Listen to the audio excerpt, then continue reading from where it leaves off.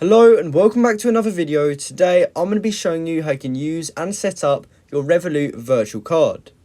Now the first thing you actually want to do is head over to the app, and once you're on the app you should be able to see a tab at the top that says cards.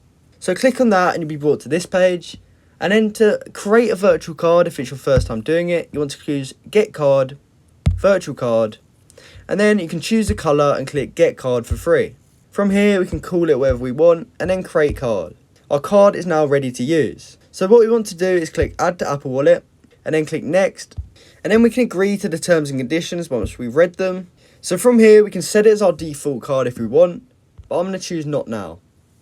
Now in order to use our card we just have to open it up like we would with any other card, and then once we've done that we can now see our Revolut card in our wallet, and we can pay with Pay ID, and when we make a transaction the money from our Revolut account will be taken via this card.